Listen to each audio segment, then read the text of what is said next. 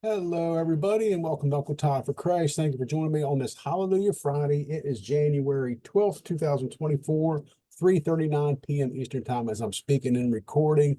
Praise be to God for every single one of you that are watching in this, listening to this, at least getting this scripture in you. To God be the glory, folks. But I continue to thank you for those of you that do join me as we grow together, going through this devotional, 365 devotions for a peaceful spirit. A peaceful spirit. Guys, that sounds so phenomenal. And we have every spiritual blessing in us to attain that, mainly the word of God. Amen. But guys, this is so for January 12th, day 12, today's title, Peace Restored. Peace restored, not obtaining peace, getting the peace back that you once had. And I think many of us are going to be able to relate to this one.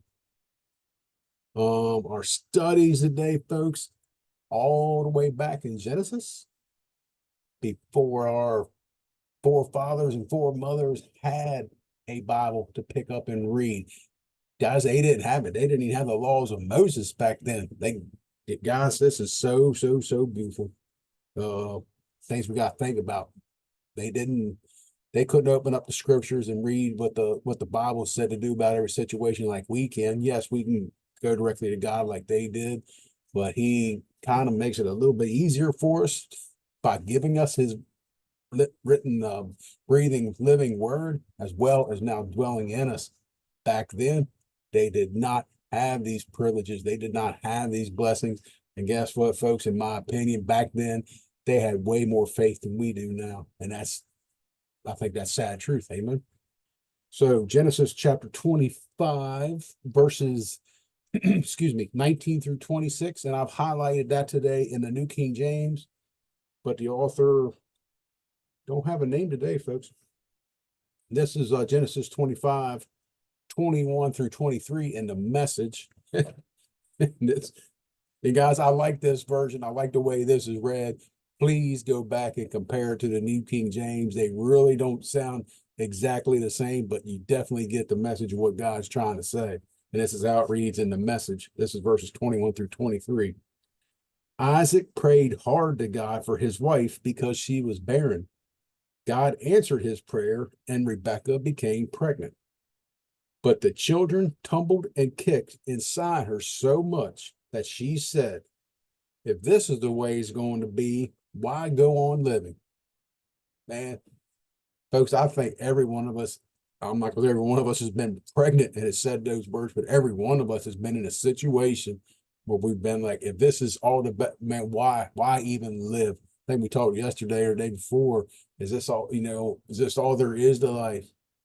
Why go on living? Why? Because God's got a purpose for you. God formed you in your mother's womb. That's why you go on living, to glorify him.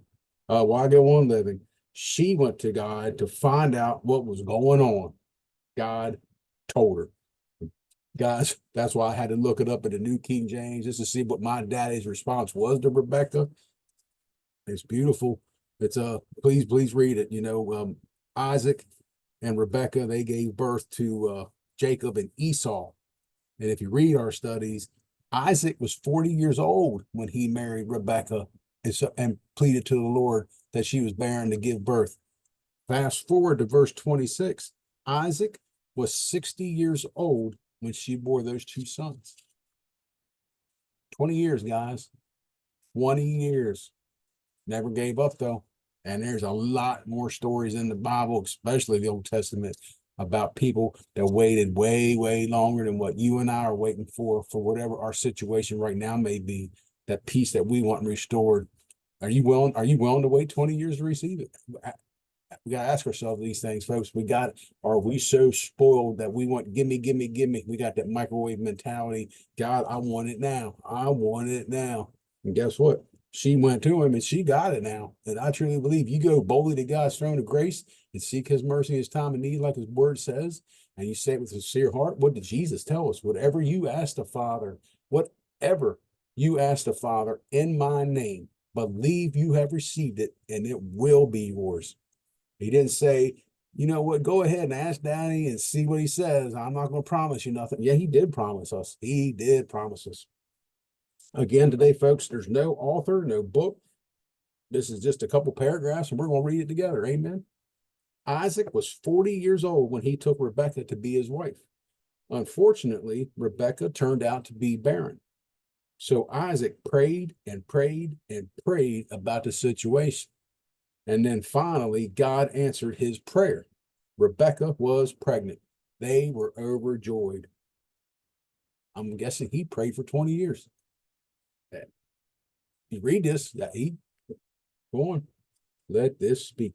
Yet the young woman soon became disturbed. It seemed as if she had warring factions inside her womb. And they were, folks. And if you, man, it's beautiful. Please read our studies. Jacob and Esau, twins, inside, they were warring. Why? Because that was two nations.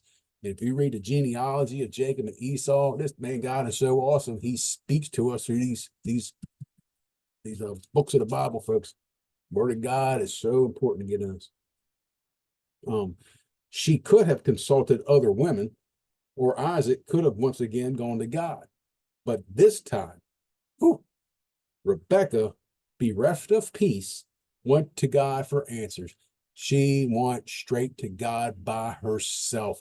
Folks, understand something. You can go directly to God. He wants you to go directly to him. Do not rely on your friends and your family. Yes, guys, I'm saying don't rely on your pastor. Don't rely on your church. Yes, we're to fellowship with one another, to support, encourage, edify one another, guys. But no man can serve you. No man can answer your prayers. Go directly to God. Tell him with a humble heart, a repentant heart, your needs, your wants, your desires, your situation, especially if you're asking for peace like this story. Go directly to him, folks. And I'm not down talking any brother or sister, any family member, or any church member. I love everybody, but I know how to go directly to my daddy myself. And guys, so can you. You can do that easily. But this time, okay, she went, and he soon filled her in on what was going on.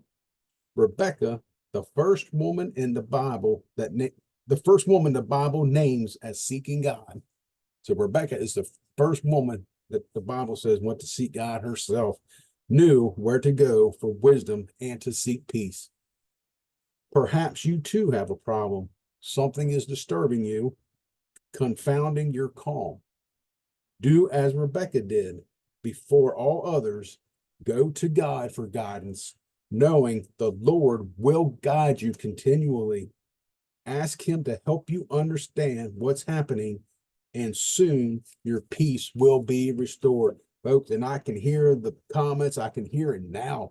So many people say, I've gone to God. I've asked in prayer. I've said it, guys. I'm going to God. I do. I go to God on lots of things daily. And my catchphrase is, I hear crickets chirping.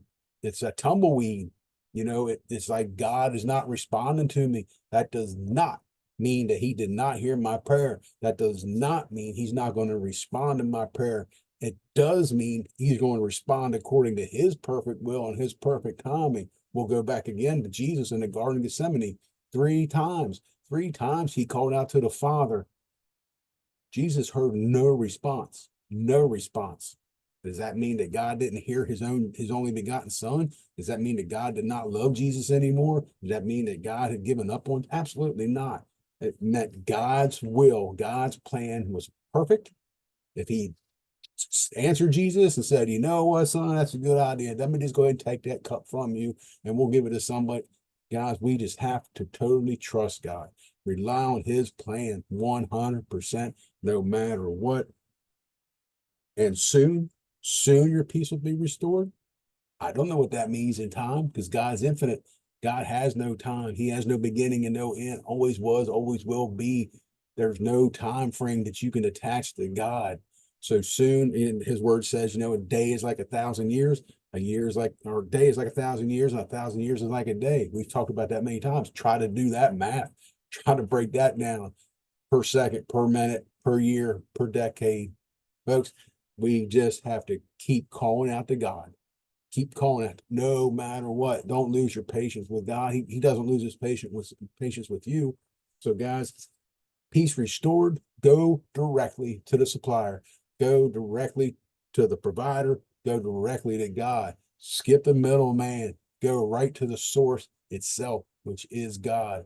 Call out to him, hit your knees, repent, confess, do all these conditional things that the Bible tells us to do. There are so many things in here the Bible says, if, then I'll do this. If you do this, then I'll do this. We don't want to do the if part, and we wonder why God's not responding.